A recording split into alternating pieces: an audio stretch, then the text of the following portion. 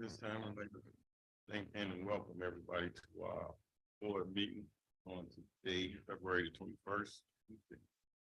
Time is 11:03. I'd like to thank all our public support, our stakeholders, staff, and all of our board members, and our CEO, Ms. Fanny Blossom. At this time, we're going through presentations to committee. And at this time, I'd like to turn the floor over to our CEO, Ms. Fanny Blossom. Chairman, thank you so much. Our first update today is a communications update, and I'd like to ask our communications manager and public information officer, Ariel Johnson, to deliver that report.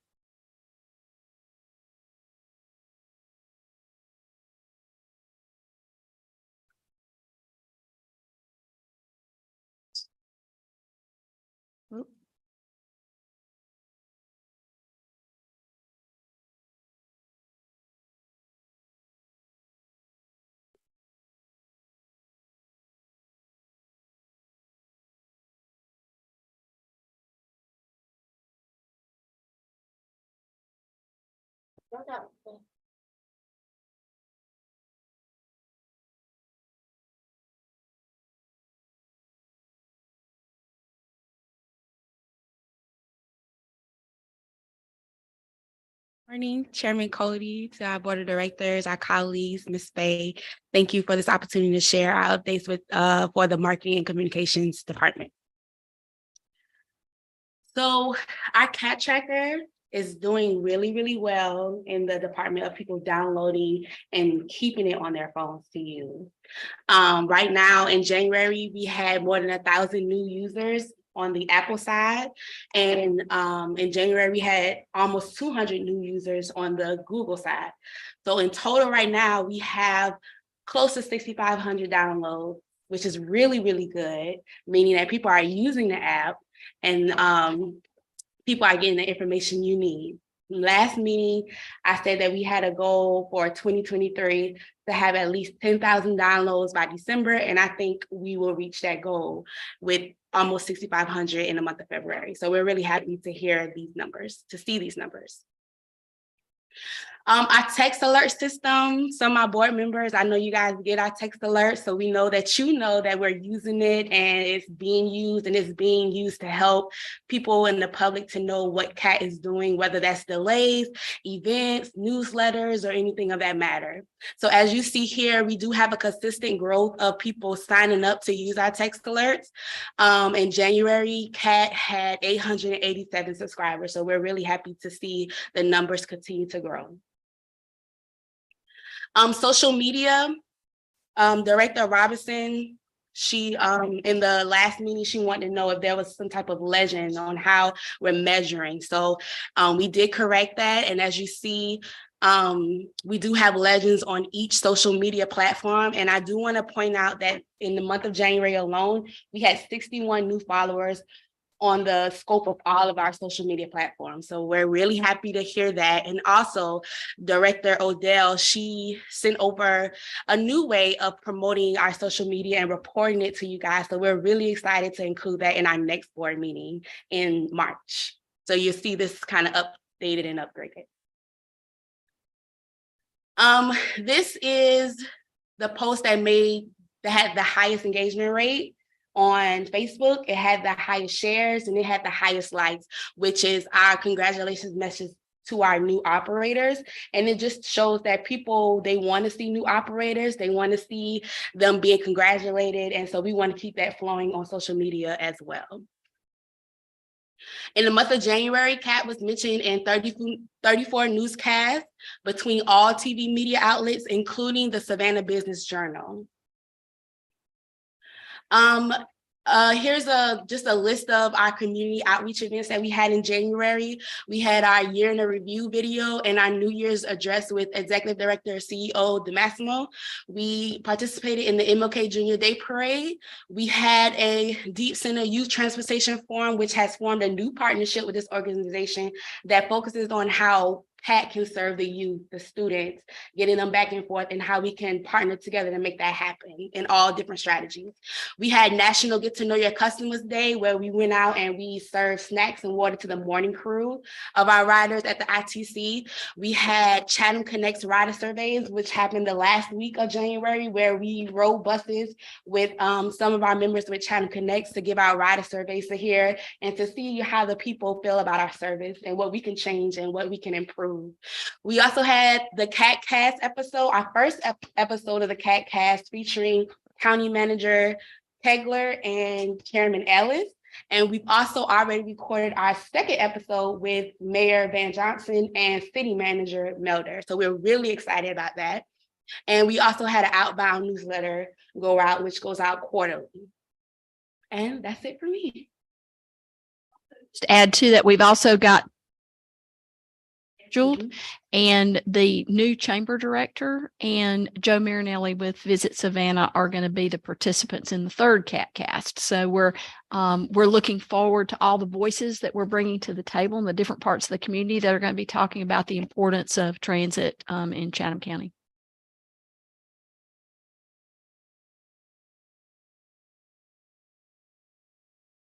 Next service report is on service delivery, the operational committee update. Dr. Manning.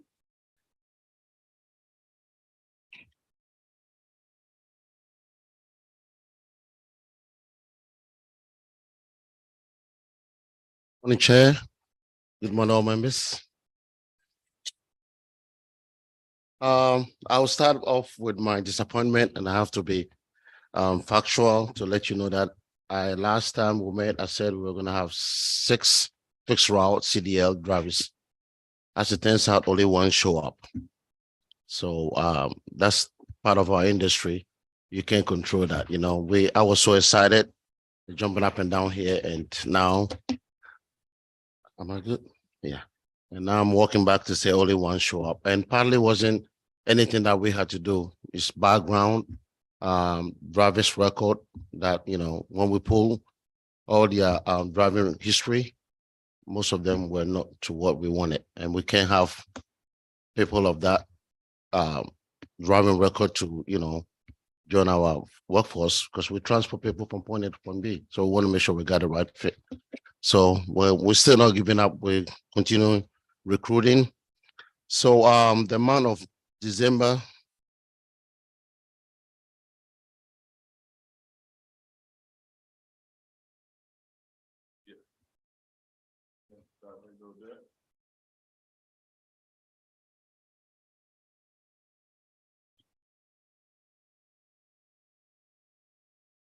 I think Director Odell has her hand raised.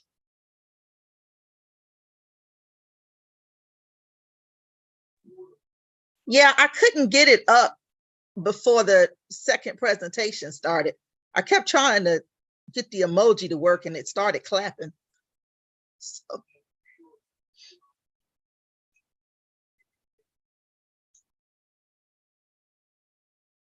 Hello? But it's up now. Okay, I just wanted to say that the report was really great and I like the way that it's changing and it was very informational.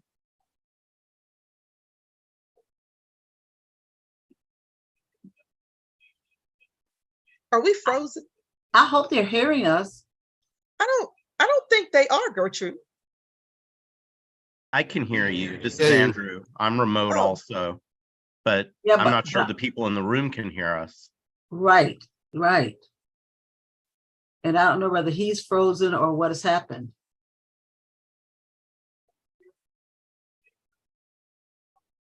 Beverly is doing something. She's saying thumbs up. we can hear you loud and clear. Oh, Jesus. Okay. But All we just didn't get a response when Mrs. Odell made her remarks. We hear you loud and clear. Okay, so if I may, the month of December to January, we were able to hire 2 fixed route and then 4 paratransit.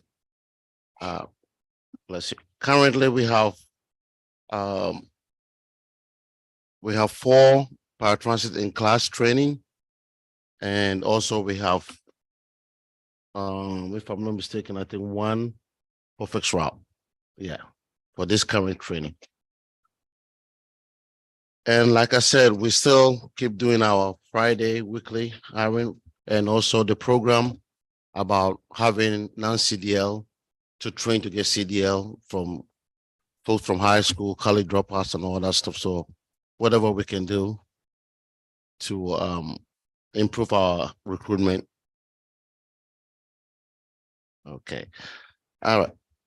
Okay, no problem. Next page. Okay, so on-time performance is something that we're working on. Looking at this month compared to last month, December, there was an improvement of 5.4%. So our on-time performance is getting better. Like I said, once we have full staff and adding more blocks to the route, this is all gonna change because the frequency is gonna be much smaller than now. Some of the routes, as we have a window of 0 to 5 minutes. That means if it's 10 o'clock, you have to be there 10 o'clock. You can be there 10:05, which is fine, but we don't want you to run early. But once you run early, you're gonna leave a lot of people behind. So some of the routes are performing right, some are not. And it's still a work in progress. Next slide, please.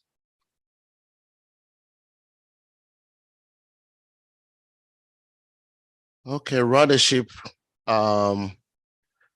December was a holiday and a lot of folks in town. So if I compare last month to this month, our ridership went down a little bit, 2.9 down. And I believed that next report, I'll be more happy to share with you that we have recovered from that loss of 2.9%. And if you look at our missed trips and late trips compared to last month, January was much better. Our late trips came down almost 15. Last month was 25 late trips. And this month, December was 25, January was 10. So that's an improvement that our buses are leaving on time, and the late is what bothers me a lot because like board member Stone says, if on time, if the service is not reliable, and I 100% agree with her. If the service is not reliable, people are standing there too long, buses don't show up, they will find alternative transportation. And then the public outcry is what we're trying to avoid. So we're getting better on that. Once we have full staff, all this is going. And also we did, if you can all recall, last month I talked about customer service training. We did have that in the month of January. So Ms. Faye had a program, Disney program, which is more customer service oriented. So it was mandatory training, not only for call center, but for all our staff.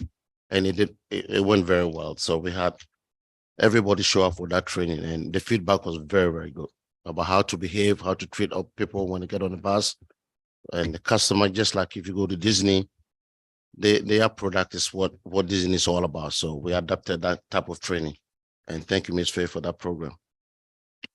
Next slide.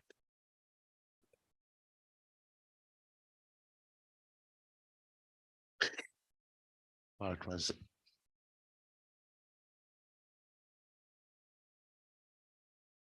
Okay. All right. On the paratransit side, we are growing and it's getting better. If you can see, comparing January to December, we went up almost 7%. Now, the reason why we went up, it's very easy. I've said this several times. It's very easy to hire folks without CDL than with CDL. So the recruitment on paratransit is getting better. We have about 7 more to go, then we're up to capacity on the paratransit.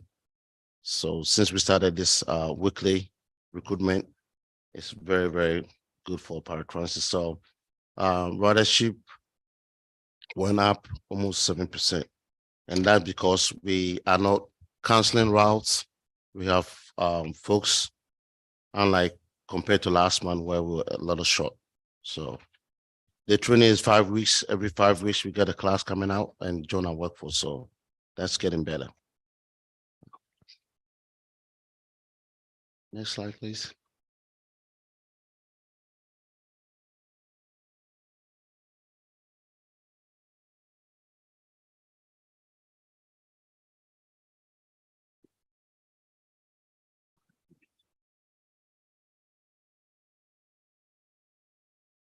No, go down one more. So let's see where we at. You should have page numbers. It will say paratransit operations continue. Yeah, this one here. Yeah, okay. Pretty much there's nothing much to talk about, but it's showing, if you look on that side, it's telling you scheduled trips and trips taken. So this is very good because look at the scheduled trips. We're able to do more as we have more coming in. So 54%. Ideally, it should be more, but it's better than compared to last month. All right. Okay. All right, the Marine. You all know we have 2 ferries and ridership is getting much, much better. If it's anything that we have no problem with, beside the vessels are old, ridership, we have no problem at all. The demand is there. So there was a change from last month and it's almost about 30%, 28.7% change of ridership on the Marine.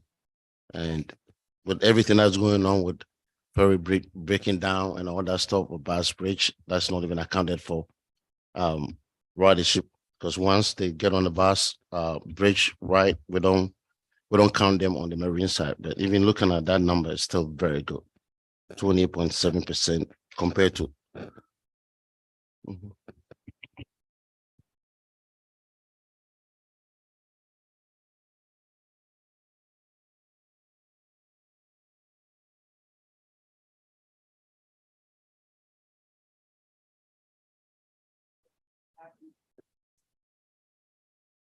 We are. We've been working with both ACCG directly and the chamber. And I think that's also why this bus bridge is so important right now, is so we can be reliable and handle the capacity. But right now we feel like we're in good shape to be able to do that and be prepared for anything, so to speak. So. I know that using the ferry, how that would be handled. No, it's you know, like I said, we followed up with them last year. You may recall Director Stone that last year they gave us some good critique after last year. And it was on those very kinds of issues about reliability and capacity and all that sort of thing.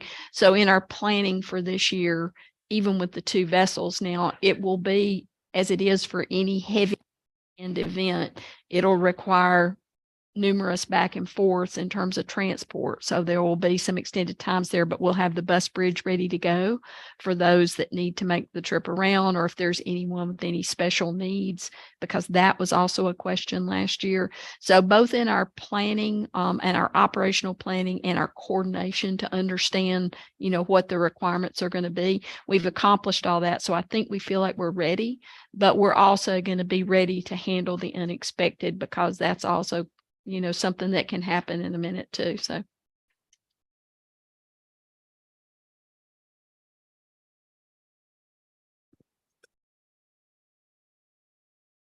All right, Dodell. Can you hear me? Dr. Yes. Manning, is there an industry standard for missed trips and no-shows? A percentage that's like the average? The on the Fish Rock side, ideally, No, I'm sorry, on paratransit. paratransit is the whole problem, and the concept of that is, again, we have demand and we cannot meet the demand. But 80% of no shows or no calls, like I said last presentation, we have a procedure and a policy, and I can share that with all board members. that if we come to your house and you cancel a ride without telling us, and then we'll bring you in, I think two counseling, and then we'll suspend you. And by FDA standard, we have right to do that. So far, the number is not that great as compared to other institutions. Ours for cancellations, which is not our fault, but the customer is not that high percentage yet. I hope that answers your question. Yeah, I'm not so bothered by the cancellations as I am the missed trips and no shows.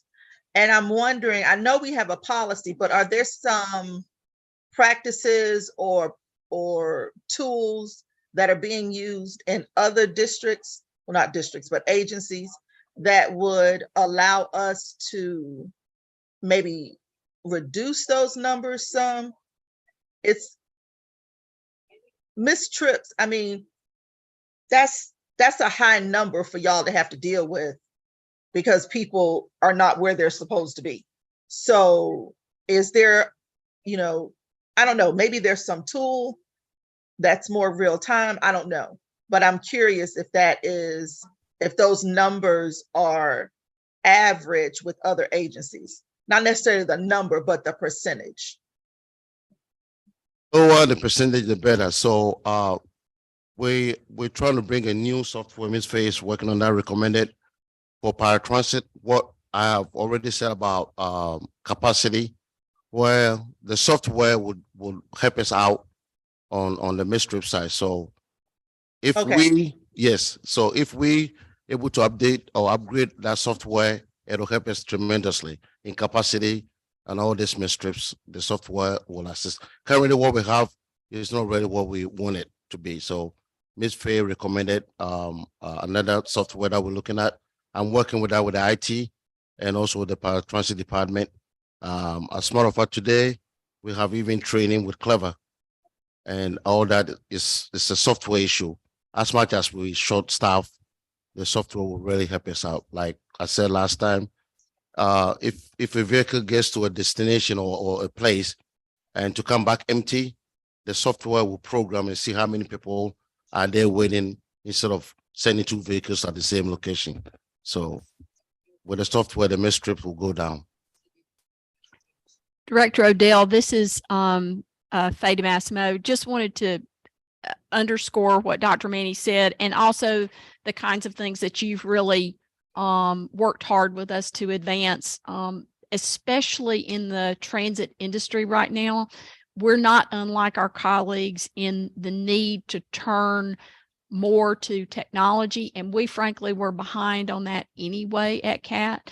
And it's something that we're really placing an emphasis on, is upgrading our technology, upgrading our training on the use of technology and so forth, because that's how we're going to be able to balance off the workforce challenges that we see and all of our other transit peers see as well. So that efficiency and effectiveness that we can get through technology is going to be key to that. And I appreciate you're always bringing that up and helping to support that. Thank you. I'm really interested in how that works and what we can do.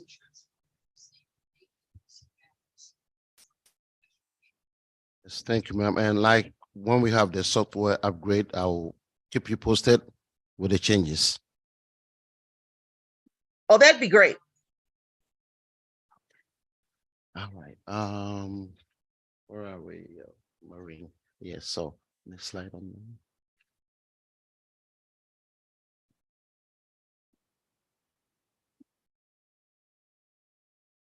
So now on the maintenance, like I said last time presentation, the mean distance between vehicle failure is how far or how many miles can you go before your vehicle break down. And the national standard is 14,000, and we are way above that. Despite our fleet is over their useful life, the maintenance department is doing an incredible job. So 17, it's a little bit down from last report. The 17 is still way better than 14,000. So that is a good report. All right, next slide. So a little update on my department, what we've done and what we intend to do and all that stuff. So customer service training is completed. We've finished that January 25th. Like I said, it went very well. It wasn't only for the call center, but the drivers, the supervisors were all here. Just pretty much how to treat our customers, which is the key. So they all show up and the feedback was very great. The next one up is management. So before I got here was they will have committee, safety committee and all that stuff. So me and my department restructured that. What we're doing now is the committee will meet first and then talk about every safety issue. If it's a wheelchair tie down and all that, once the committee decide what is really affecting us on the safety side, then we schedule a training. So we have a training coming up because we have the data about wheelchairs not being secured and all that stuff. So once we have the committee agree on what is the issue pertaining to safety, we'll put it on our training agenda. So moving forward, that's what we're doing instead of everybody just coming in and talking and so. Have a question?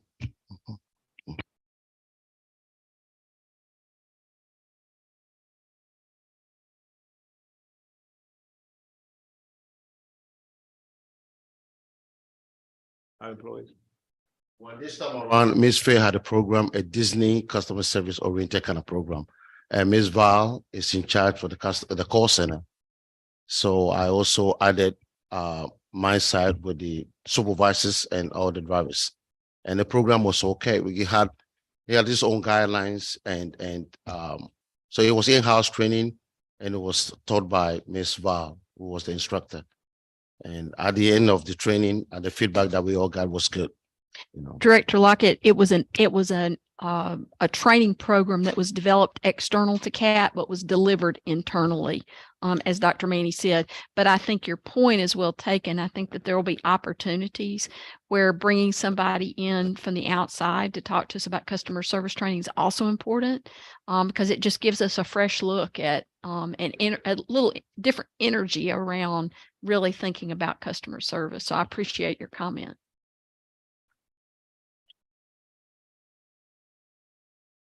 Next one up is operations. So I have a proposal to restructure the whole operation department. Ms. Faye is waiting on me patiently. I don't know how long she'll wait for me to come up with a proposal so we can have that implementation.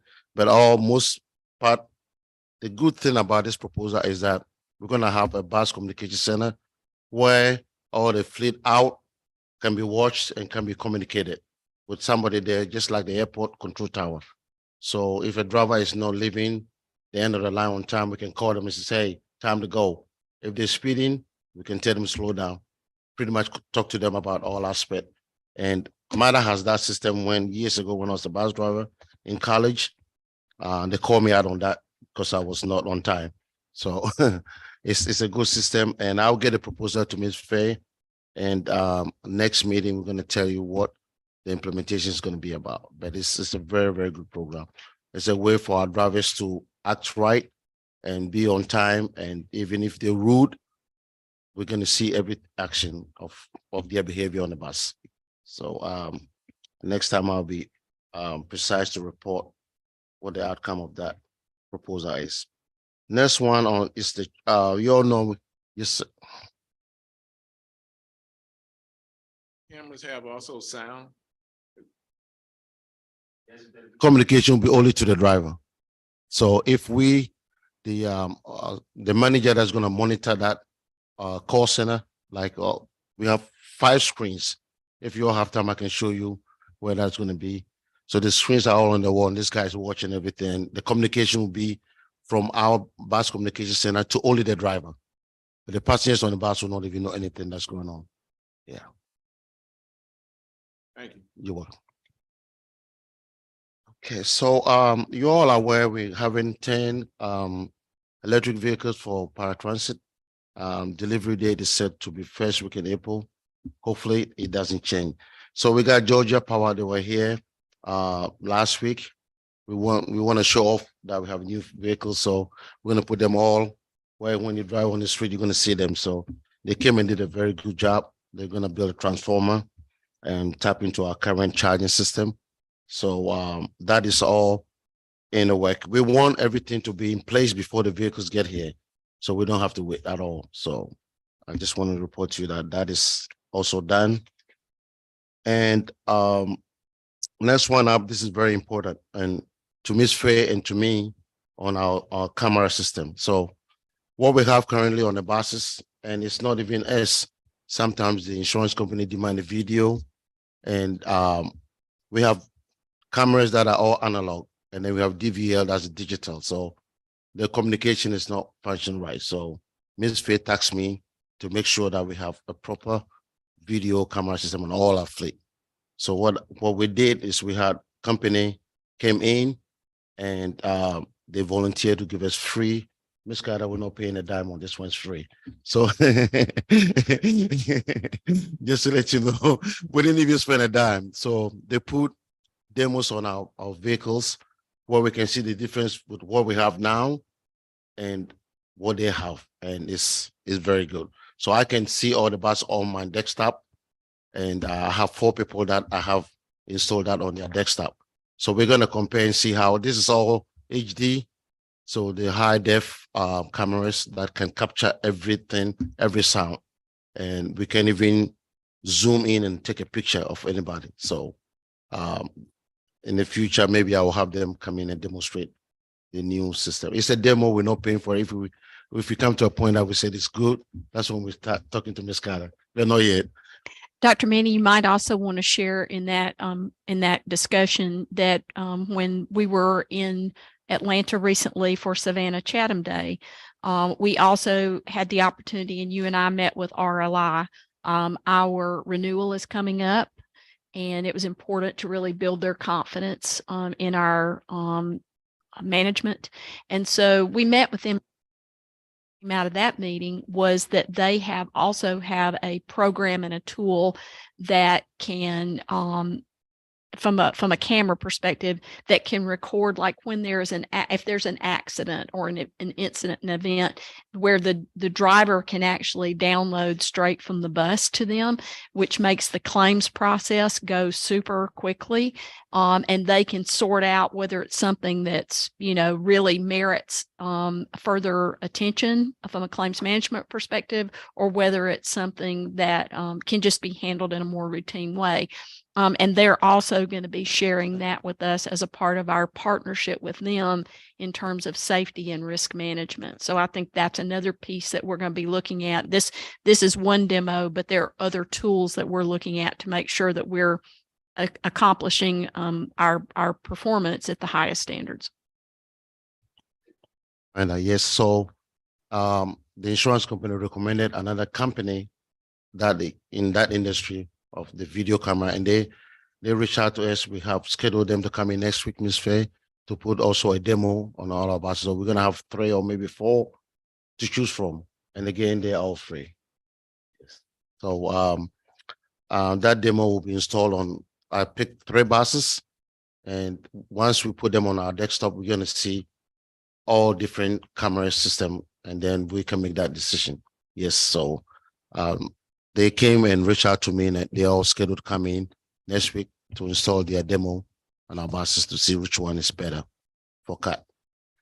So the last one on my agenda is St. Patrick's Day. And I didn't know because I just got here, but I heard in the whole United States, Savannah is number 2 when it comes to St. Patrick's celebration. So it's a big deal. So we're going to be running shuttle, and right now we have a draft, and Ms. Carter will give you more details on that. So we're going to be running. Yes, this is what I was looking for. Yeah.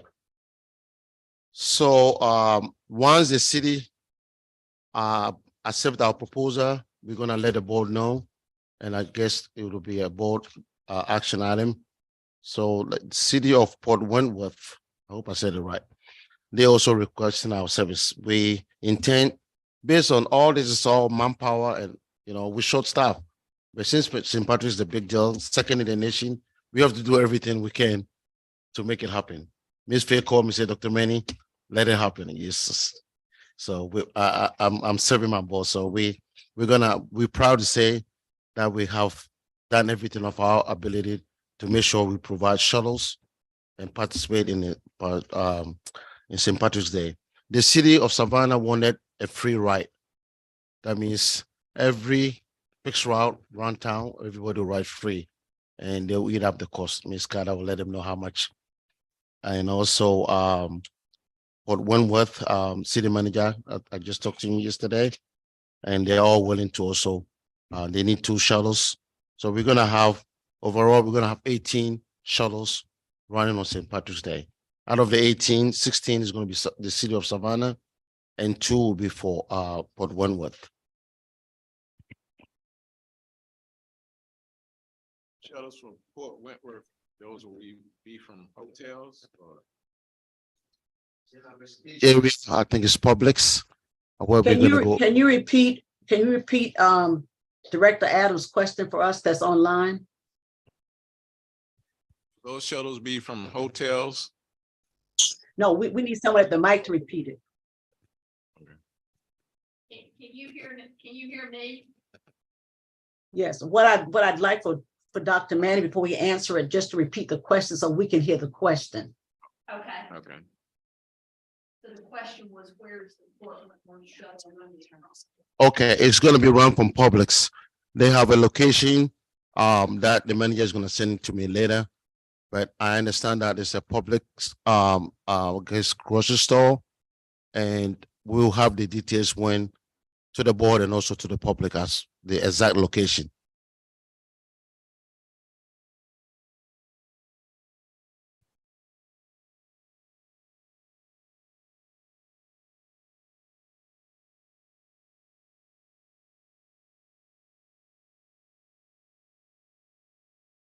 To turn it on to express shuttle service from Rice Creek School at Mulberry Avenue in Port Wentworth to the CAT Intermodal Transit Center on Oglethorpe from 7 to 4. Okay, I have a question. Okay, Can you hear me? we can hear you. Okay, the contract for the St. Patrick's Day, it's got different numbers in it. And I wasn't sure if you look at paragraph 2, it's typed out at 14,000. And then in parentheses, it's 18,000. That's the contract that was sent out is in draft format. There's been numerous changes. We are waiting to for updates from the various municipalities as a pickup point. At one time, it was scheduled for 2 days, but we were informed now it's 1 day. The 18,000 represented the 2 days. So we will go back and adjust that to reflect the 14, I believe it was 14,420, something like that. So 320. 320, yes. Okay. And the locations have not been confirmed as of yet. By board meeting, we should have confirmation from the municipalities confirming the pickup locations. So are they're wanting to do it just on the parade day or the day after? Port Wentworth is the parade day. The city of Savannah is providing a sponsorship on the 17th and the 18th. The day of and the day after. Okay, so it's 2 days for the city of Savannah and 1 day for Port Wentworth. So is there going to be 2 contracts? Yes. There's 2 board action items as well, Director. Right. Okay, so then the Savannah contract is correct because it's 2 days. Yeah. So the 18, so it should be 18 and not the 14. Or It was the Savannah contract, it's 2 days for fare free, and I'm just I haven't been communicating. That's the operation. I remember. But their free sponsorship is 2 days. And then Okay. and the shuttle is 1 day. Initially, it was reported that the shuttle would be 2 days. Okay, okay. Okay, So that that changed just recently. okay, It and was- then Fort Wentworth is paying. What are they? 1 They're day. paying a flat, 1 day flat fee, Yes. round trip. Okay, I had questions for that as well, but I thought I was gonna save it till we got to the action item. Do we entertain those questions now or should I wait? The way to be better, so Ms. Carter will kind of Let's explain. wait till we get to the actual action item, Director, and then that way these detailed questions, we can make sure that we're getting them all covered. And from the operation department, we're gonna have 2 shuttles on the west side, 10 shuttles south side, and then 4 shuttles on the east side. So that's where the city is getting 16 and Port Wentworth is getting 2. And I think Ms. Carter will explain the cost factor to that. The city is requesting 2 things. They want a shuttle and they also want a free ride. So we provided shuttles back and forth from all these areas that I've mentioned. And then also on our fixed route, anybody riding that day is free. And that's the cost involved that Ms. Carter will explain to you later on. And I think that will be the end of my presentation, unless anybody have any questions. We also wanted to remind the board that if anyone wants to, we are going to have an entry in the parade. Our CAT electric vehicle will be in the parade again, and anybody that wants to ride, we would love to have you. Dr. Manning, I think this might be your question. When we do these shuttles, have we analyzed what the initial impact is going to be to our regular riders? Or will there be any impact at all? And since, like I said, we could have just tell the city no and walk away. But since we say yes, we have to modify our service. So on that day, the Friday, we're going to be running on a Sunday service. So this will free up folks to help us out on the parade. The Sunday service is pretty much saying we're not coming out early 4 a.m., but I think something like 6 in the morning. And that will be the only impact. So again, my question is more about, well, your regular riders are going to be impacted in a way that's going to affect their time, their arrival time, their departure time, they're getting to their destination on time. What kind of impact do we anticipate that having on our regular riders? Well, like I said, they'll be running on, instead of a weekday schedule, we're going to be running a Sunday schedule. And the only difference between the Sunday and the weekday or for Saturday would be that the buses don't leave here like 4:30 in the morning on that St. Patrick's Day, which is a Friday. Normally, it should have been a weekday schedule where buses will leave 4:30 or 5 in the morning. On the Sunday service, I think the first bus leaves out 6:30. So that'll be that impact.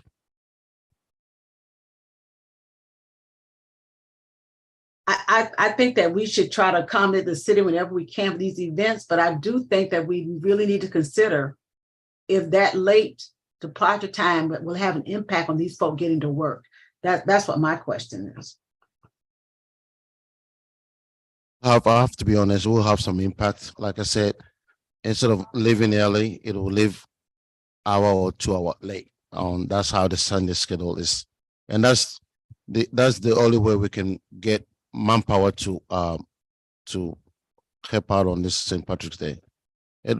So one of the other things that we will do as well is anytime that we have any kind of impact, an event or anything else that's going to impact the reliability or what is customary for our regular riders, is there will be a communication strategy that'll be pushed out between operations and our communications team in advance, so that people have an opportunity, our riders have an opportunity, if there were going to be any impacts, to plan around it, and so forth. I do think that that St. Patrick's Day schedule is something that's a bit of a known here in the community, and folks are looking, understand that that's probably coming, but know that we'll have a very clear communication strategy that'll be pushed out through service alerts and media and so forth, to make sure that folks have ample time to be informed. And if they do need to plan around it, they can do so.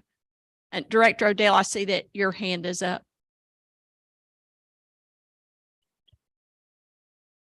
That was from the St. Patrick's Day question.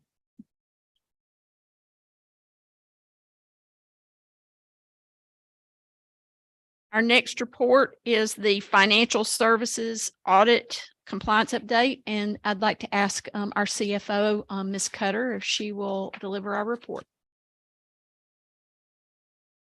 Good morning.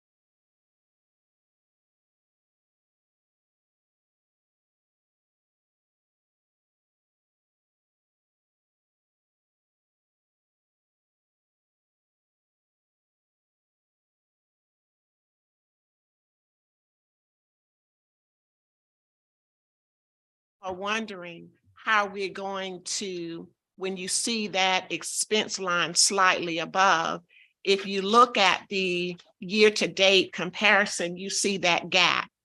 And that gap represents the savings from the prior months before. And that gap is what's going to help get us through the end of the fiscal year as a result, primarily due to the union negotiations and the associated costs.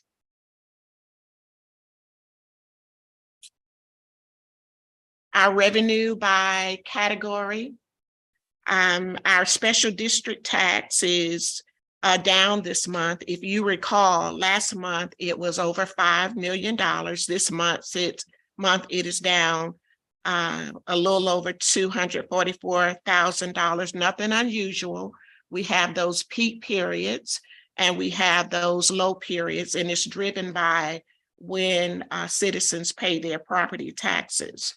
The second largest category for the month of January was in our grants revenue, and that was monies drawn down for operating reimbursement for the month of November and December. It came in January. Our expenses by category. This is nothing new, nothing different. The major expenditure categories, of course, are salaries and wages and employee benefits. All other costs are really being held, and even the salaries and wages and benefits in line with budget. Our cash receipts for the months are outlined. As you can see, the FTA grant assistance reimbursements total $628,828, the largest revenue source for the month of January.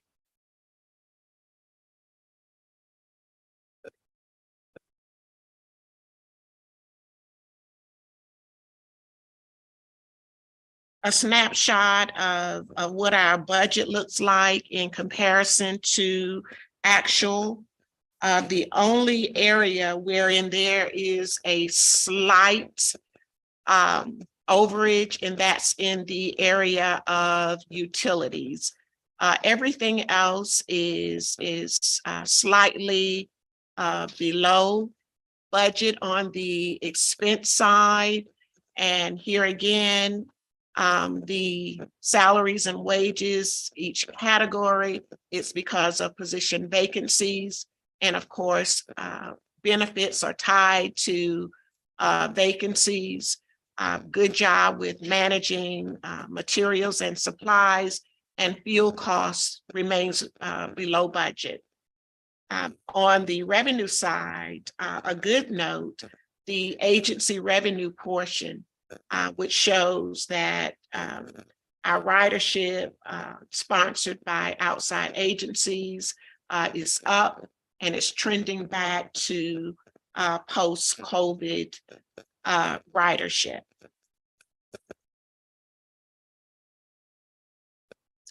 Our operating reserves, good news. We've met our targeted goal, have exceeded it really. Our goal was 7.5 million. Our deposit in the month of January of 1.3 million now gives us $7.9 million in reserve, representing 100% of our goal plus some. That's good news for us to help carry us through difficult times. And in the event we need to come up with some local match money, we had an opportunity to meet the agency's need. For the month of February, action items for consent consideration, 7 items. We've talked about the on-call engineering and design services in the past. This is a very much needed contractual agreement to help us to move these grants. In the past, grants did not move, whether it was because of no local match funding, or it could have been because of lack of special expertise to move the projects forward. We have some big projects coming forward, and engineering and design services will be needed, so we are prepared. Occupational health. This contract is another important one. It's, of course, for our testings for pre-employment, in addition to our random testing to ensure that we're in compliance with FTA and Chatham Area Transit policies and procedures. Our ferry repairs, big dollars are being spent due to emergency repair that's needed. These 2 repairs that will be coming before you will total close to $500,000. We talked briefly about the St. Patrick's Day shuttle agreement with the city of Savannah and the city of Fort Whitworth. We are still trying to confirm usage of pickup points. Mr. Dumas and Dr. Manny have been working with the city officials. Once this has been ironed out, we will set a set price. If they accept it, we will move forward with planning so that those services are smooth and we get people around on St. Patrick's Day and the day after. Now, this service is not only good for the cities, but it's also good for CAT. It introduces people that will typically not ride fixed route to what CAT's fixed route service is like. Our buses will be clean, we will be on time, and we will be reliable. So this is an opportunity to showcase what CAT can do as well. On the other side, it's an opportunity to prove that CAT answers the call to our community partners. Whenever we can help, we're ready and willing to help. Recruitment, it's coming along. Ms. Carter, Yes, can I ask you a question about the Port Wentworth shuttle? sure. When you talk about a wristband of $5. Did I What- read that? Did I read that correctly? Yes, and that's what has typically been done in the past. And the reason being, Port Wentworth is not really a sponsor like the city of Savannah is. The city of Savannah actually sponsors and pay out of pocket with Port Wentworth. There will be a $5 fee, at least that's what's being recommended by operations to help cover the entire cost of providing the service from 7 a.m. to 4 p.m. on And- St. Patrick's Day.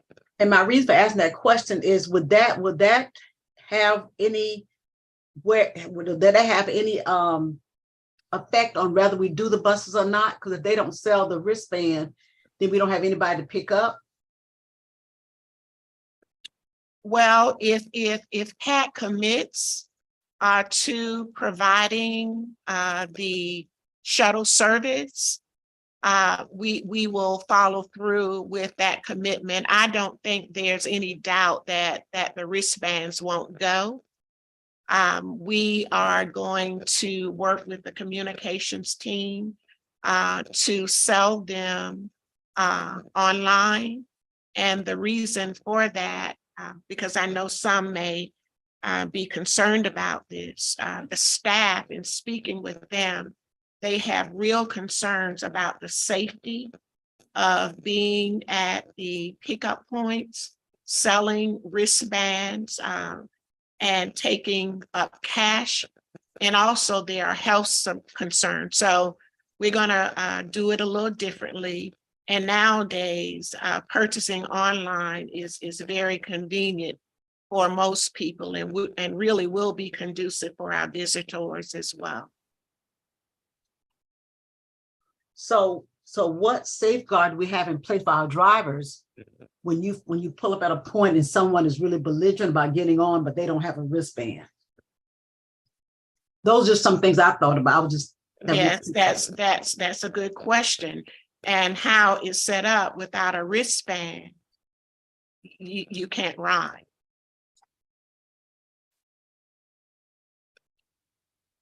We talked briefly about adding to the contract that the host municipalities have security at the pickup sites. Yeah, the driver's safety has got to be just as important as Absolutely. accommodating. And sometimes with St. Patrick's Day, everybody's not in their right mind. That's the best thing I can come up with. Robinson, very good point. I think we will follow up with adding language to the memo of understanding that the sites must have security. Okay, as long as our drivers are safe as well. Absolutely. Yes. Okay, recruitment for the month of January. This chart.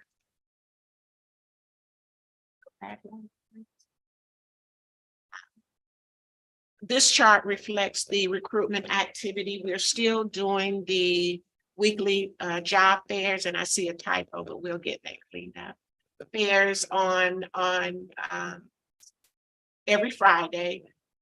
It's been productive, wouldn't you say, Dr. Mamie? It's been productive. We had one at the end of the month.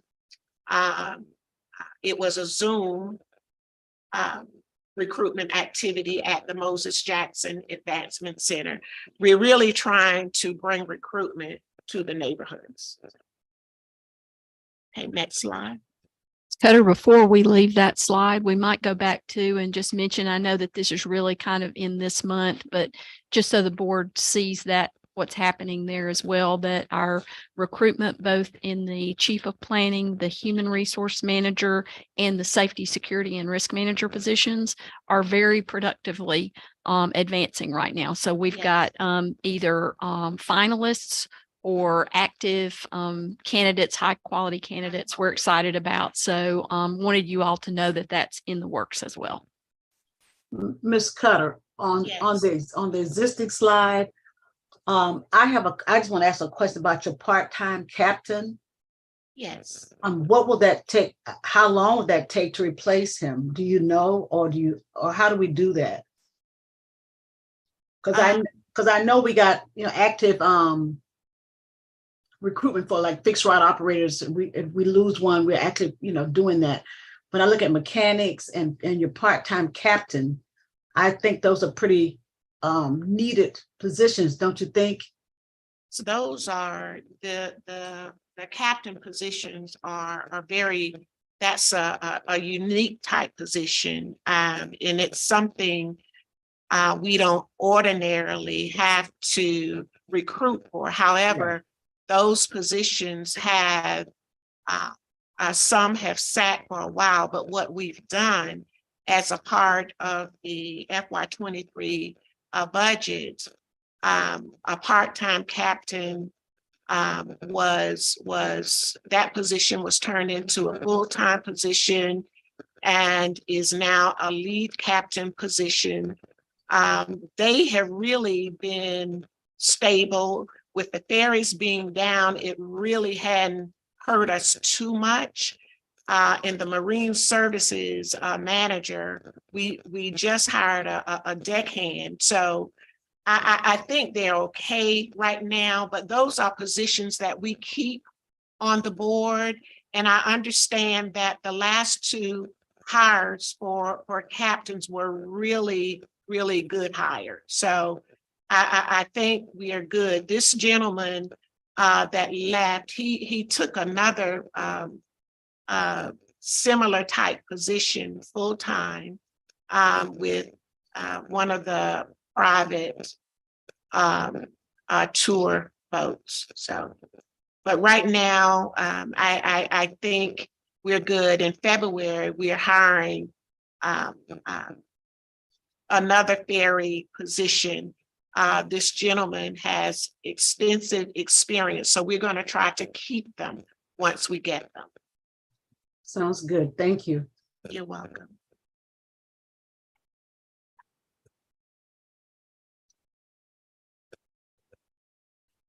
What's coming? We are already in the FY24 budget process. The paratransit budget request has been submitted to Chatham County. We are maximizing use of our Munis budget system. We've added the budget module. It's still in January, the installation was still in progress, and we have started communications, conversations with managers, identifying their needs so that we can financially plan. Dr. Manning mentioned earlier, we anticipate receiving the 10 electric vehicles that are grant funded in early April, actually anxiously awaiting the arrival. With fixed route, we're going to have to get a little creative there. Our SPLOST dollars are limited, and hopefully some of the funding that we've been seeking through the legislative process will come through. And we will be able to secure additional grants for fixed route vehicle replacement as well.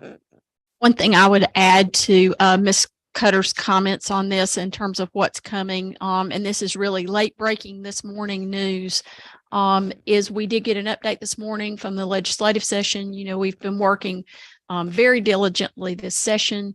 We have a $6 million request in through the Georgia Transit Trust Fund Act. As you recall, that's ride hail fee funded. And it is a funding source that can only be spent on transit. And it is one that Savannah has never seen any funding allocation from. So we are both the Senate and the House were each pursuing a $3 million allocation. We learned this morning that the Senate's bill came out with the budget. And what they have done is they have put us in, we had made a request, you may recall, for FY24 funds. So this coming budget cycle, what they've done is there was a project, there was a large project in the FY23 budget under Georgia Transit Trust Fund that is not progressing. And so they are reallocating that funding. And this morning, the Senate's version actually showed the $3 million allocation to us from FY23. So when we learned that, we immediately turned around to Mr. Vacker and said, well, we have another request for FY24, and that is for our paratransit maintenance facility. You'll recall we got an earmark, a congressionally directed appropriation for that through Senator Warnock's office. And we do need match funding to help us implement that really critically important project. So since the ferry project is now proceeding under FY23 funding, it appears, then we've got this other much needed request to be able to leverage some of that funding again back to Savannah, given that we've not seen any of it up until this point. So, and it was a $5 million request in that regard. So just to keep you up to date on that, but that is good news. Of course, the news will be, as I mentioned to one of the board members earlier, the news will be on March the 29th when they gavel out and the budget is confirmed and everything is what it is. At that point, the money becomes real. But we are so appreciative of the work of the delegation. Both our Senate, our House members could not have been more supportive of CAT this session, and we certainly appreciate it.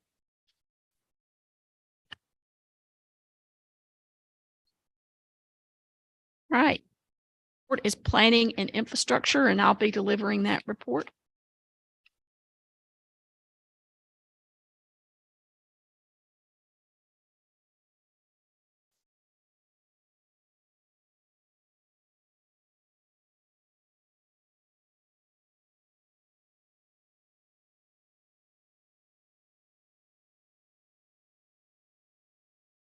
Next slide. There we go. Wanted to bring you up to date on several of the planning items. One, you remember back in October, we advanced a temporary service modification in the fall that enabled us to bring reliability back to our service and was tied to the needs around operator hiring and able to provide levels of service that we could support. We have been working under that service mod. You'll recall there were some realignments that were already made. We not only, as you recall, took away some service or reduced some service, but we added in service. For example, the zero fare service with the DOT that expanded into 2 of our West Side neighborhoods, where we were very proud of that. We've also been able to add some of the service back that were done under those service mods since then. What we're continuing to do is to evaluate that. We're approaching that point where you may recall that we can do a temporary service mod for up to a year, but we have to be in a position at a year to either put the service back to the levels that it was and in the way that it was, or we have to make those permanent. And there's a federal process that we have to observe in order to do that. Operator hiring remains key. We continue to seek ways to restore service that is reliable and makes sense.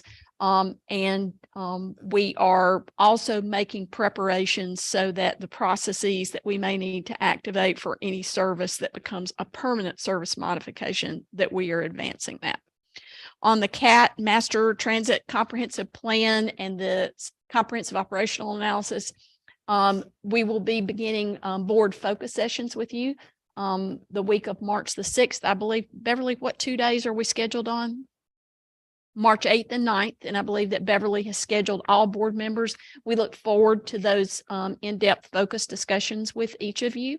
And then in this week's snapshot, you'll see a full agenda for all of the remaining activities for that master transit plan, all the way up to and including the last meeting, board meeting in June. That will be where we are tentatively proposing when adoption would occur. So very exciting. And that is going to be a very key time for us, because being able to have that master transit plan in place will help us in advancing competitive grants, participating in other partnerships and so forth. And we'll be talking about that as we move forward. In the late spring, there will be an open house that'll also be on that agenda for all area elected officials. So county officials, city officials, all city officials, and then business leadership. So the chambers, not only the Savannah Chamber, but our Black Chamber of Commerce, our Latino Chamber of Commerce, and others. So we'll have make sure that we have a good open house where there'll be ample opportunity for all area elected officials and business leadership to offer their input and review of the proposed master transit plan recommendations. Next slide. I also wanted to talk a bit about first mile, last mile, and where we are. This is an area, it's a historical CAT discussion. These are discussions that have been going on dating back to 2016. And there were more recent discussions just about the time that I joined you a year ago that were with Uber. And I know that those discussions and the interest in that created a lot of expectations around the need and implementation. I know that recently we had a good conversation with Director Stone about some patient transport advancement she had seen at Curtis v. Cooper and how that was occurring. And we talked about how that relates to what we're doing in terms of consideration of this with public transit. We knew we really needed to get this back on track because we're subject to a lot of different rules and regulations, whether that's procurement or ADA, safety and risk management, fair study and policy revision, and so forth, equity analysis, public outreach. We knew we really needed to put an emphasis back on this and get this pilot moving. We also know that you all have collectively and individually commented on the needs in areas of the county that are underserved, as well as the efficiency and cost effectiveness in routes where ridership may be lower, but we're still serving it with a larger capacity bus, where this kind of an approach could be much more advantageous. So we brainstormed the issue, noted that even though we had resolved the insurance matters that were a topic of discussion last year, there had not been an engagement in a procurement process for Uber.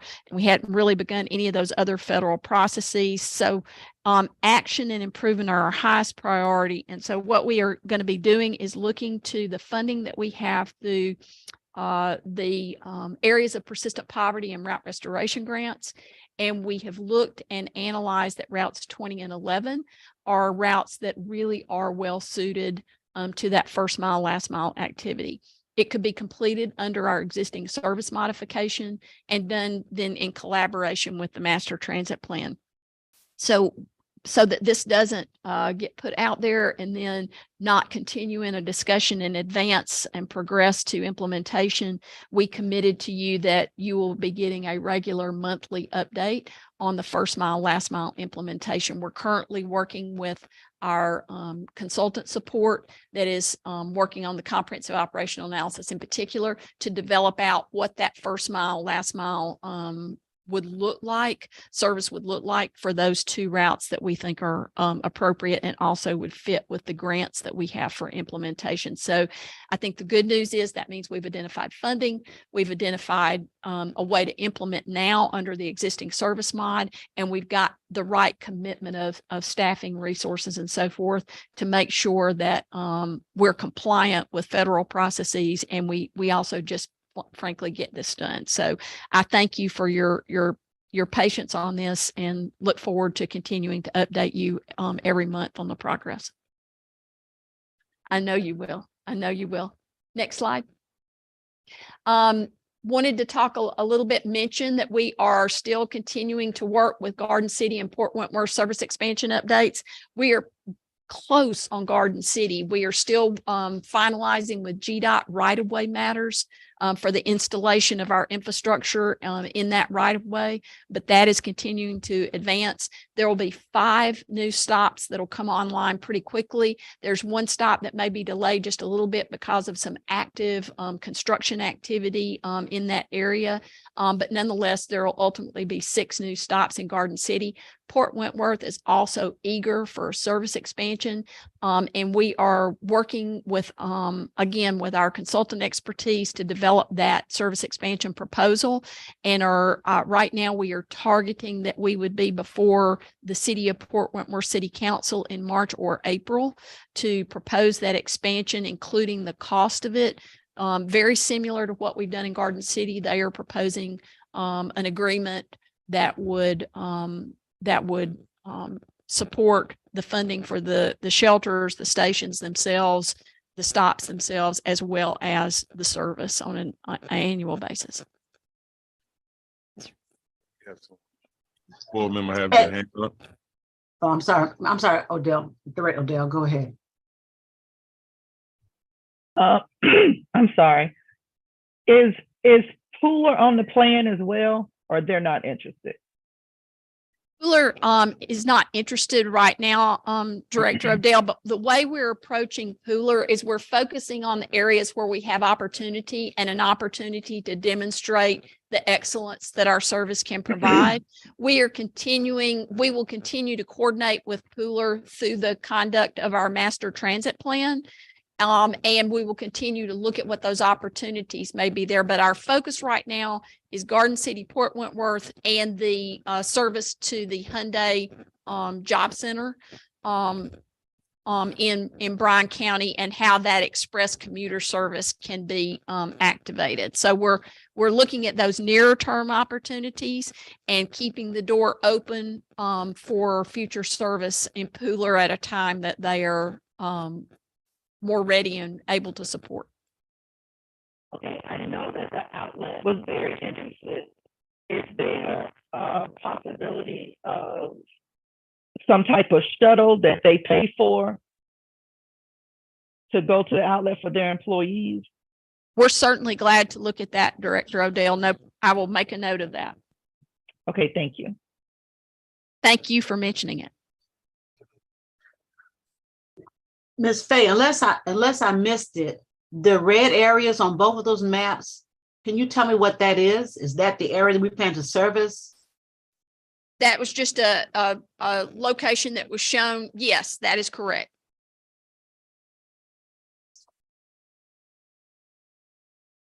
That looks like more of the north to Port Wentworth. Okay. We can make sure to look at that again, Director Robinson, and make sure that it's correct. What those really were there to represent is that where Garden City and Port Wentworth are in the overall area, rather than the actual service extension itself. So when you say overall area, you mean as it relates to the county, or? Yes, ma'am. Yeah, I would just like to have a clearer explanation as to what those red areas are on that map, whenever you get time. Okay, very good. Thank you for the question, and we will get back an answer to you on that.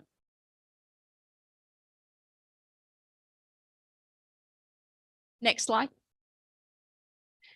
On the CAT planning items, wanted to give you also a brief update on the competitive discretionary grant status and earmarks. So as you are aware, Ferries 1 and 2 are now fully funded.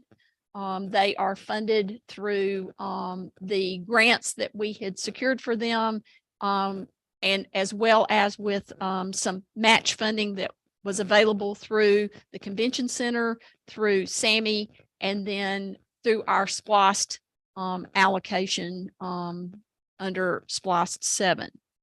On Ferry 3, which ends up fully funding them, Ferry 3 is a THUD earmark that was made available through Senator Warnock. And that is where a portion of the allocation that we are seeking from the state for the Georgia Transit Trust Fund money would provide the match for that particular one. And that will, again, now we're starting to get that fleet replacement well underway. You know that Ferries 1 and 2, we've already awarded the contract on. And Ms. Cutter, do you have an update on where we are with that contract now, or we can get back to the board on that? I know that we were nearing completion of the contract negotiation on that to advance that project. Or those projects, those two ferries. And again, remember, there was an ambitious commitment to deliver them both within 20 months. That'll be very important to us. On the FY 2018 ferry dock, the west side and the ferry maintenance facility, this is the topic of an email that I sent you out separate from Snapshot. I believe it was last week. That this is a grant, one of the grants that had failed to progress. And when about a year ago, FTA had initially notified us that this grant was going to lapse September 30th of last year. During the summer, we immediately went to work. There was actually a substantial amount of recovery that needed to be done. There were appraisals, review appraisals, deeds. There was approvals from the city. There was public outreach. There were a number of different factors that had to be, or action items that needed to be accomplished. We started, aggressively pursuing those. And then over the course of the summer, FTA came back and said, we made an error, and the grant will not actually, still is a grant that is failed to progress, but your lapse date will not be until September 30th of this year of 2023. So we submitted everything and FTA approved it, but then came back and said that rather than accepting the match that was the dock appraisal and review appraisal demonstrated to the overall grant amount, they also wanted a separate appraisal and review appraisal for the ferry maintenance facility site on Hutchinson Island as well. We've completed that. We have submitted it to FTA. It has been approved as of end of last week. And we have now uploaded what's called the grant application, which sounds kind of, I guess, a little bit odd because it's like, didn't we already apply for the grant? But there's a grant application package that now has to be uploaded. That was completed this week. And so we are now just awaiting FTA approval. As soon as we get that list that we found ourselves on, that we made sure to advise you about last week, the unobligated balances list, we will come off of that list and we will be back in good standing for other competitive discretionary grants. We also have gotten a THUD earmark for a paratransit maintenance facility. We are coordinating with the city for a potential site for that. And that's also the other project that I mentioned to you that we're seeking funding through the state under the Georgia Transit Trust Fund Act to provide the match for that. The Ferry 4 application is pending. We are holding on an application for that until we clear up this unobligated balances matter that I was just describing to you. Our SMART grant application, which we submitted last November, which is 100% grant funding, is still pending. We believe that there'll be grant announcements on that within the next 60 days or so. And I already described to you what we've done on the apportionment tables and unobligated balances that we're on that FY 2018 grant list. So as soon as FTA approves and releases us from that, you all will get a separate email about that because that'll be a really good day. All right, next slide. I think that's all on planning. And with that, I'll turn it back over to the chair for the consent and individual action items.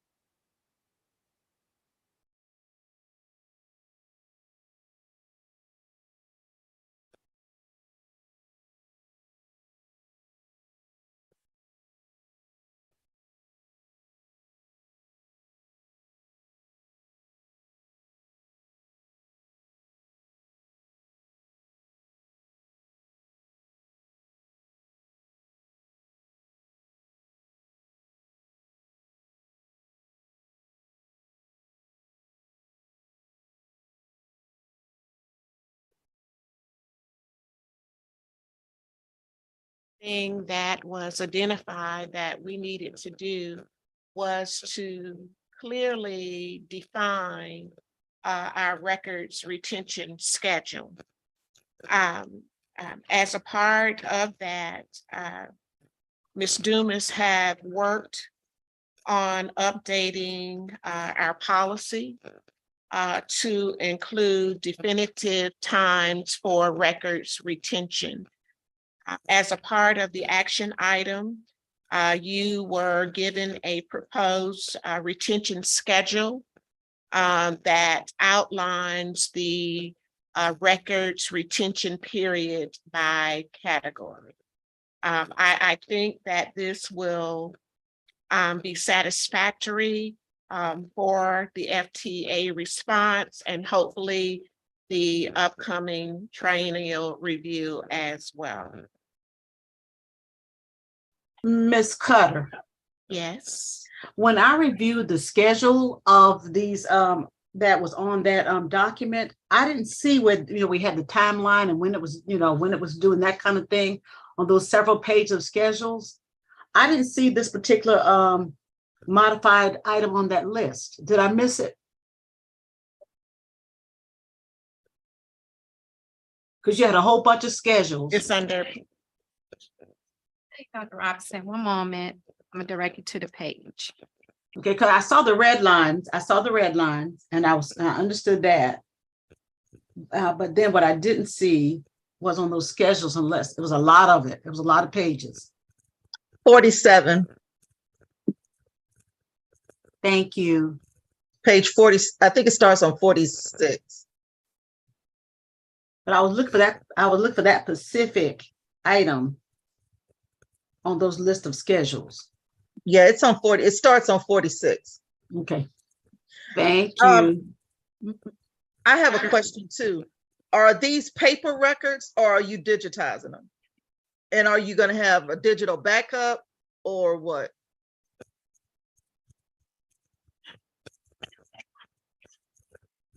right now, that's the status. Director Odell. For paper records? We have some paper records and we also use digital record keeping.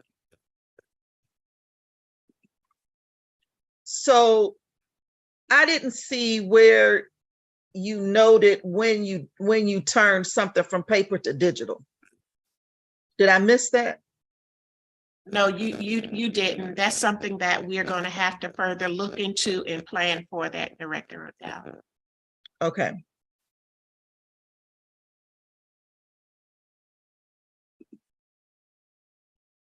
But that does not appear to be an issue for FTA as long as they're adequately kept and stored.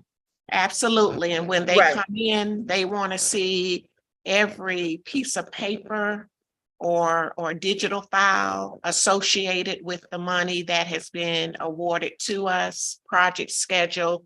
They want to see everything for a certain period of time.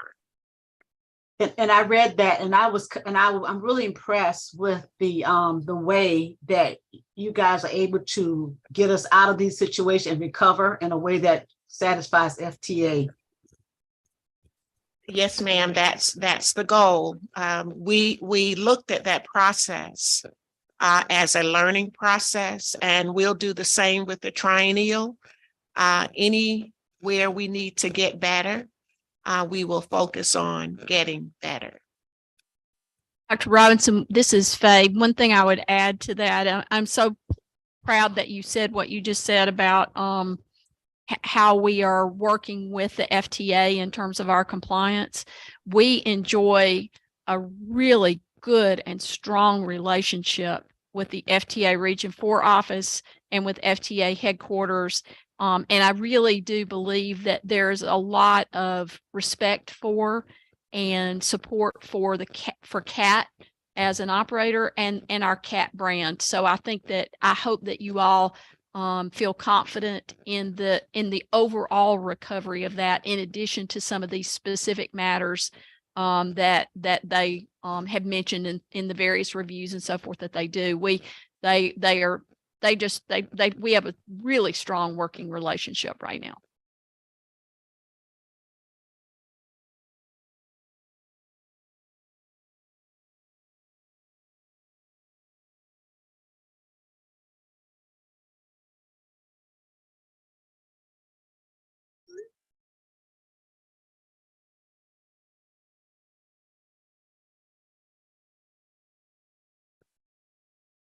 be finalizing the draft by our official board meeting for consideration for approval.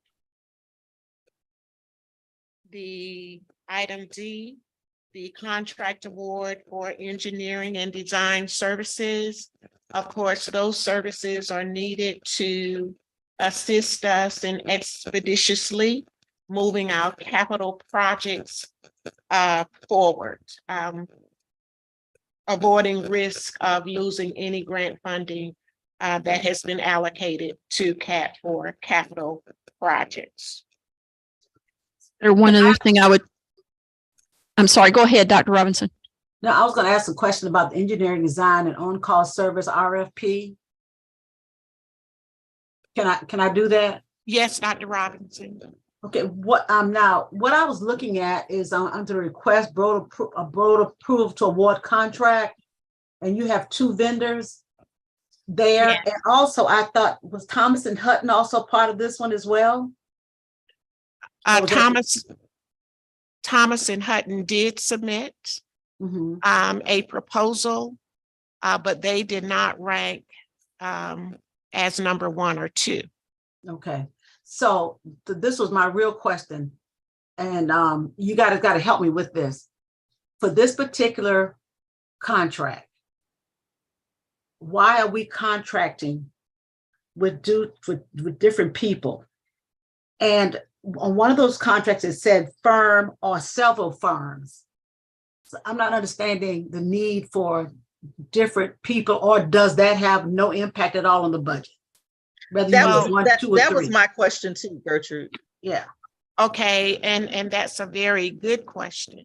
Oftentimes, these firms are busy and they cannot get to us, and we may have multiple projects going on at the same time that requires these type of services.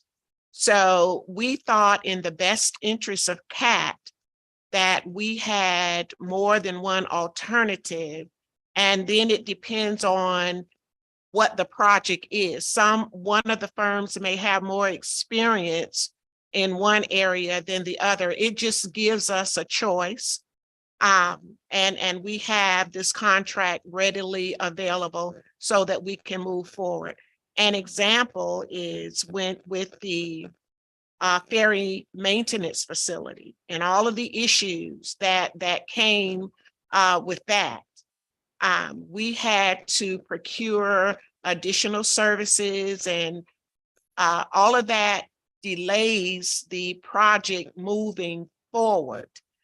And we can end up on this list where FTA is saying we are not moving our projects expeditiously. So that was a learning lesson for us.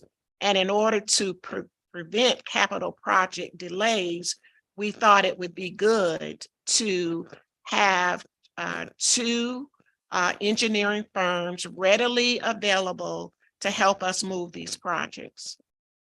Robinson and Director Odell, one other thing too to remember is we only use these when we need them. And they are an eligible project cost when you're developing these projects. So the participation in it from the federal grants and so forth is there to support it. This is a very standard practice in the industry to have on-call contracts and to have more than one vendor. 2 is about the right size for us because we're not huge, and we're not going to have, massive capital programs, but we do need that flexibility, as Ms. Cutter just described, because we have actually run into that where we have been delayed in things that we've been working on this past year. One of the other things that I will say, though, to demonstrate the need for this is we were just this week looking through, projecting forward for this entire year, the groundbreakings and ribbon cuttings that we will be advancing, and there's at least a half a dozen for this year. So there are, some of them are pretty simple and smaller things. Some of them are the things like just shelter improvements and so forth, but some of them are things like paratransit maintenance facilities and the ferry maintenance facility and the dock. And, some of them are these bigger things, but the expertise in engineering and design is a critical one and not typically one especially a transit property our size would hire in. You would contract out for it and only use what you needed when you needed it. And I guess my question again would be, when we find ourselves in these situations, is it because when we list the scope, we were not totally clear on what we wanted from the engineering firm, and we had to go back and take a look at why this firm was not able to deliver what we thought they were going to deliver? Or I can understand the need to have more than one. I'm not opposed to that, but I want to know is that if we find ourselves in these situations, even with two people, and we don't get what we need, should we be taking a look at at the whole RFP and the scope of what we're asking for? Dr. Robinson, I will tell you, based upon my years and years of experience, the issues that we've had at CAT have not been issues of unclear scope or that sort of thing. It's been an issue of managing contracts, and that's on us. We've got to manage contracts to what the contract specified the deliverables were on the schedule that it was. We've got to do the project management work, and that has been erratic on our side.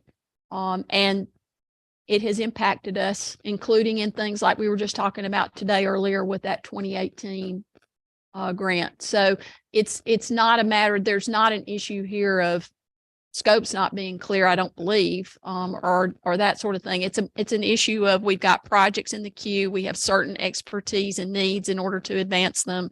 We've made sure to scope that very clearly and very properly in the RFP that you'll be considering here. And this is similar to what you've already approved in the past under planning and project program management. They're just necessary tools that we need in order to deliver and deliver well. But we only need them when we need them. Well, and I think Dr. Director Stone is in a better position than I am and Director Odell. But part of the issue has been for us on this board is a number of outside contracts that we have. We've asked, over time to show us what you've got, because I think that if we're in a budget crunch, we need to look at every area of how we're spending the money, and if it means that, if we don't have it, we need to get the expertise inside the company as well as outside contracting if it's going to save us money. So, that's part of my question is why so many contractors. No, we completely agree with you about that, Dr. Robinson. And that's why we were very thoughtful and intentional, deliberate, focused about how we're going about doing this. It's a very effective, efficient way. Again, you only use what you need when you need it. And you're making sure that it is going to get you what you need, and you hold when you issue a particular task order, you have the opportunity to make sure that scope is super tight and that you have the project management on the CAT side to ensure that expertise that's required for the period of time, whatever that defined period of time is, delivers exactly what we need in order to get the projects out there on the street to serve our riders. I think it'd be a good idea if we got a list of the current vendors and contractors, which ones are on call and which ones are ongoing. That'd be great. Absolutely.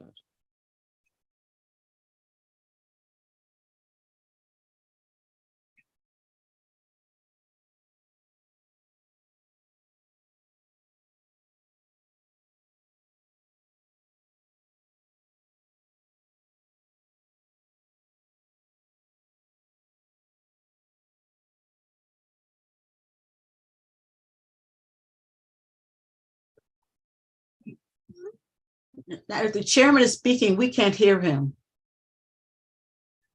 Is anybody speaking? Excuse me, Dr. Robinson, can you hear me now?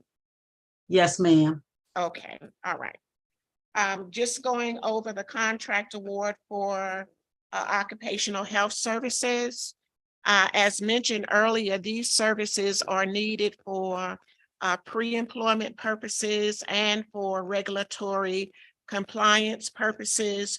The award will also include random drug and alcohol testing, flu shots, hepatitis B vaccinations, tuberculosis skin testing. We will be asking for a contract award to 2 vendors, Experior Care, for a 3-year term with 2 one-year extensions, and Curtis B. Cooper for the same term. One problem we ran into was after our service delivery. So these contracts will help us to meet our needs in terms of testing for pre-employment and for compliance purposes.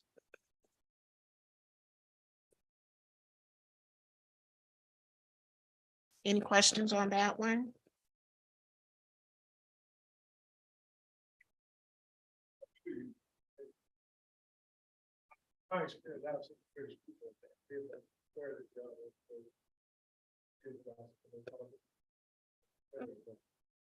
Yeah, their proposal was very responsive to our needs. So. Item F. We just didn't hear, Director Lockett's question. Similar mentioned the fact that Curtis Cooper has a very good reputation in that effect. To that effect. That was it. Robinson.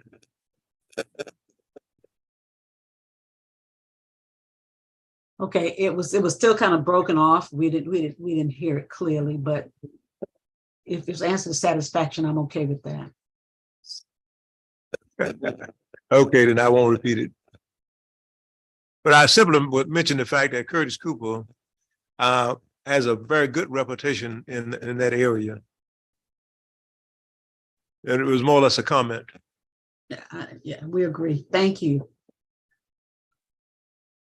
The next action item is the change order for Susie King Taylor ferry vessel. That's one of the oldest vessels that we have, and the maintenance costs are needed in order to keep the vessel operable until we can replace this vessel with a new vessel. Pretty straightforward. It's just a needed repair to keep the vessel operational. And item. Ms. Cutter, I only have one question. So, and it's when you're asking for an increase of $150,679.81. Yes. Would that be reduced by the savings parts? Yes, the savings on parts offsets that increase, yes. So we're actually looking for less than 150,000. Yes. Okay. The Susie King Taylor seems like it's just a bottomless pit for money. But we don't have any other choices right now until we get the new ferries. Well, is it cheaper to rent one? Can you rent a ferry? You can rent boats. No. You can't lease or rent a ferry? Well, to my knowledge, unless someone else knows, but I haven't heard of that opportunity to lease a ferry. It takes 2 years to build a ferry, so they're not just in the shipyard waiting to be leased. Well, we'd have to go through a procurement to lease anything. Yeah. So you'd have all the time associated with that as well.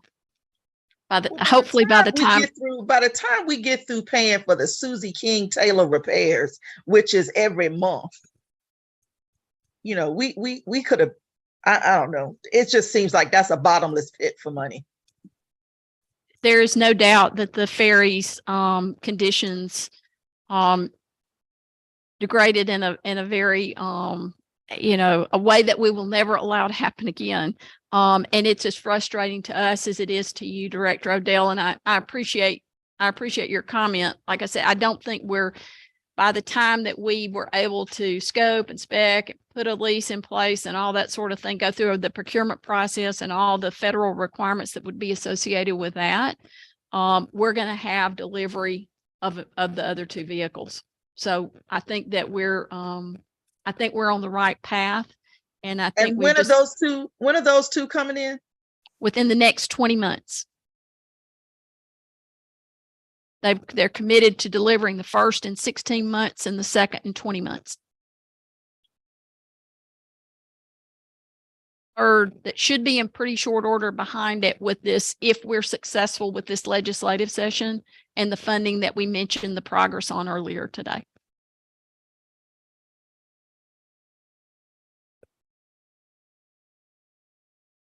In item G,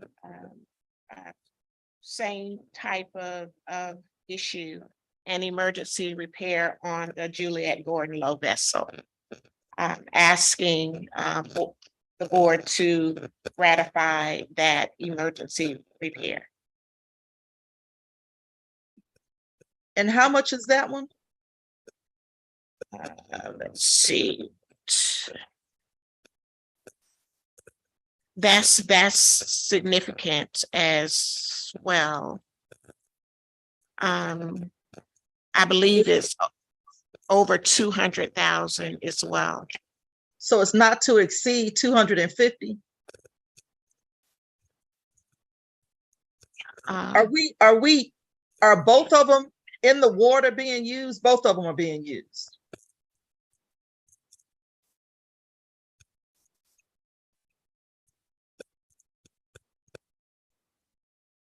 They're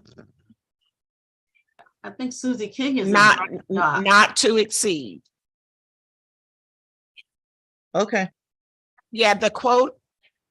Yes, yes.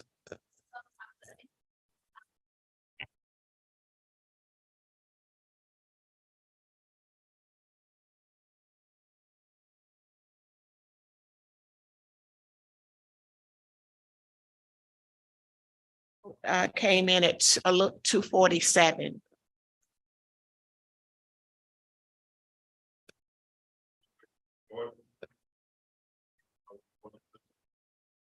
Okay.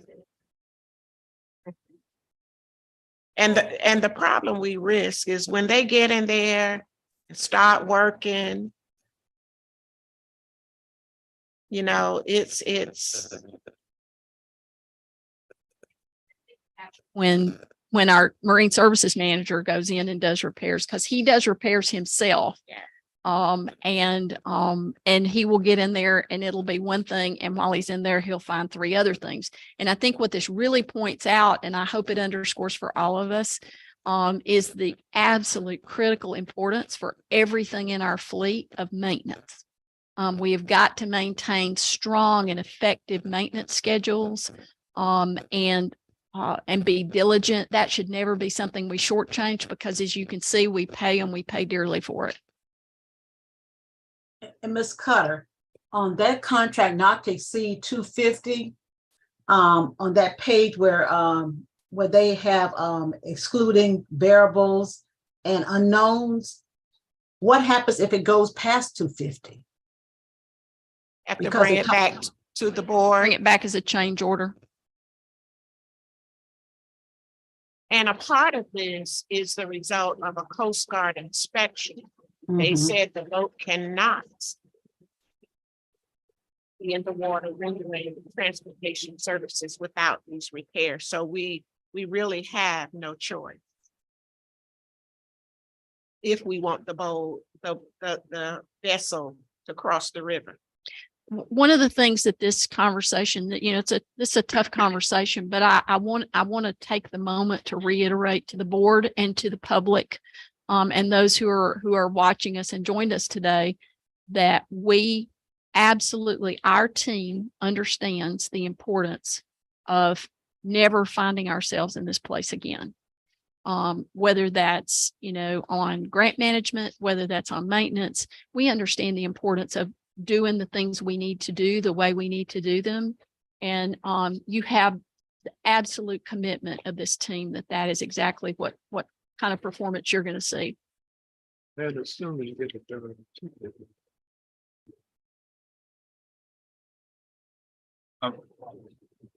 That's why I think it's very important with these new ferries.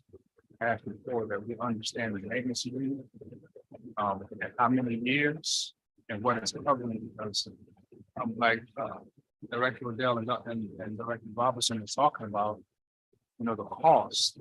We keep it past maintenance agreement is what's killing. So if we can get an extended maintenance agreement in the beginning, no matter how many years it is, then it would cut down on the cost after the initial maintenance agreement has run out, like a car, you know, you got extended warranty on a car for that reason, because we're talking about $300 and some thousand. I don't know how often we have to do this, but we could have bought 4 or 5 ferries.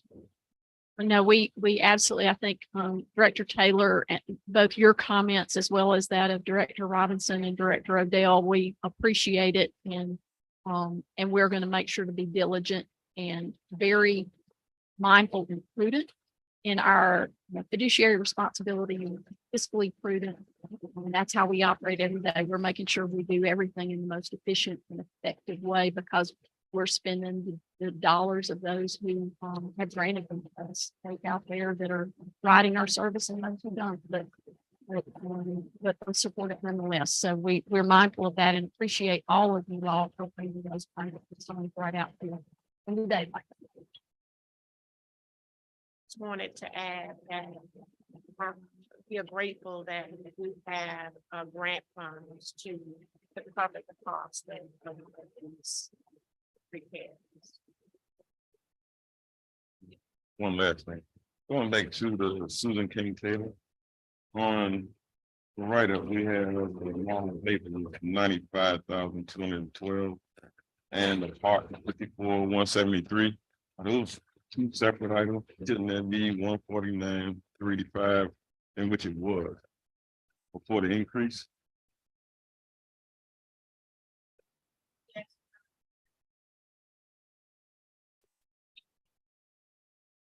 All right, so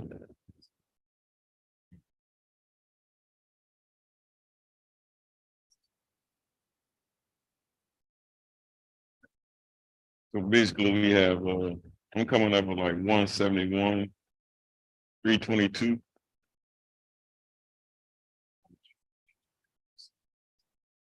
All right, thank you. Those questions, Chair and Directors. Absolutely.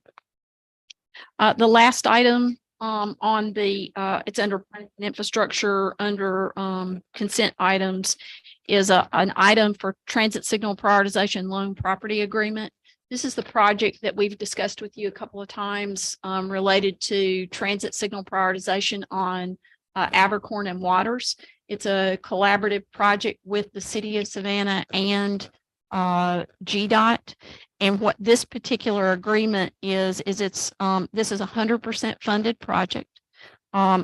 You'll notice that the insert amounts for what that value is are still missing. GDOT is still finalizing those costs now, so we're going to have to fill that in prior to it coming to you for final approval. But the body of the agreement is in place for your review today. And what this does is covers up to 27 onboard units covering 3 routes on our fixed services. And what the transit signal prioritization technology does is it works with the signal to extend the green for a few seconds, or gives an early green perhaps, but mostly it's just a green light extension on those routes. It smooths the traffic flow, smooths the congestion, and enhances our on-time performance. Proven technology that's been used in other communities. And we're very appreciative of the fact that GDOT was willing to come in and do this as a 100% funding project with us. So this is an agreement to accept the equipment and that we can have it for up to 20 years. I would expect that before then, that equipment's going to need to be updated. It got to be like a cell phone or a computer, right? It's going to need to be upgraded, but nonetheless, it's another exciting project and a part of our technology enhancements. And Dr. Faye, CEO Faye, when you say 100% fund, that means there's no money we have to ever pay these whole 20 years. No, ma'am. That's correct. Because my question was, within 20 years, technology could change. So how would that impact us? But they would upgrade it and keep the same agreement with us. That's correct. Even for updates. I mean, what it is they're just loaning us a piece of equipment. It's still their equipment. They're just loaning it to us for an operational purpose. That's correct. But didn't it say that we were responsible for the maintenance? They are responsible. They talk about the loaned equipment. Cat anticipated a cost. There was some standard language that was in there. What they've told us is that they will be responsible for maintenance. The only obligation we could have, and that's noted on here, is if somehow the equipment were ever damaged, which would Right. That was my question too. Because what if there's a storm, a tree fall on it, a car accident? There How much is it for us to replace it? They're going to have those amounts for us. That was what was not yet, Director Odell. They were finalizing those amounts and we're going to get those to us. And this is the same agreement that the city of Savannah is also executing for the equipment that'll be in their cabinets at the signals. They're getting the same arrangement. So we'll have those numbers to you prior to the board meeting.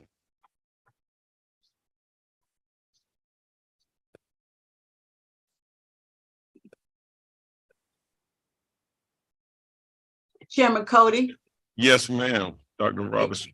if we're all done, I have a somewhat unrelated question that I need to ask of all of us. Is that okay? Yes, Dr. Robinson. When I look at these agenda items, a lot of it was for the audit committee. And I think that, I don't know how long this format is going to last, but I think the individual committee meetings will help, because it takes a whole lot of time for us to go through this in this setting. And I don't know, but I do have a job that I have to put on hold to get this done, and I'm okay with that. But I'd like to see us go back to the old format where we can have more time in committee to delve into these things. Yes, ma'am. All right, we will take that into consideration, and definitely for next month's meeting, we will make adjustments as deemed necessary.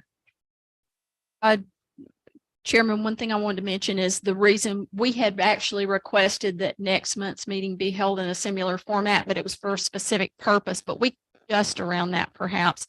And it was because we were going to be presenting some of the preliminary recommendations and initial findings with the master transit plan.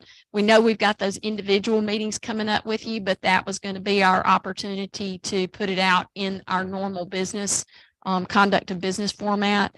And so we thought that might be a good time to bring a consolidated governance committee structure together again. But if that's an issue, we can figure out how to work around that for the next meeting and still accomplish that review. We might just put it as an agenda item on every committee.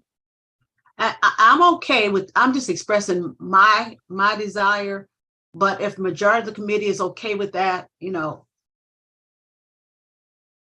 I'll do what I have to do. No, I just wanted I wanted to be sure that since you had brought it up, that you had the opportunity to hear firsthand why we had asked for it for next month. But let us think about it and figure out how we can adjust that in a way that's also very mindful and respectful of the time commitments that each of you make in order to conduct the important business that we do here.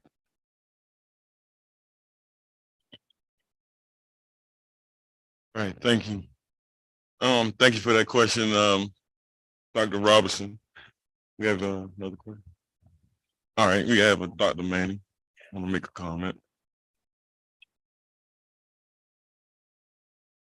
You can all recall we had a drug and alcohol audit by the FTA, and I'm here to inform you that it went through.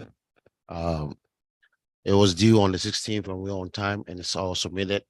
And so far, nothing from the FTA yet. That means it's good. No news is good news. So yeah. At this time, I'd like to thank Ariel, our CFO, Ms. Carter, and I'd like to thank, our CEO, everyone for doing their presentation today. I also like to thank Ms. Dumas for putting everything together, keeping us on track.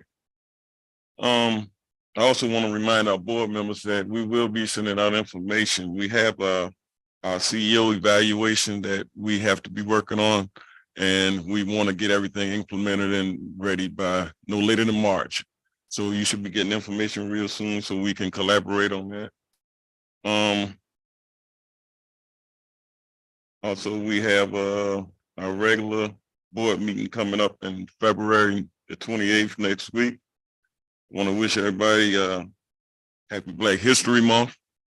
And I thank everybody for coming out to today's meeting. At this time, I'd like to adjourn this meeting. Thank you.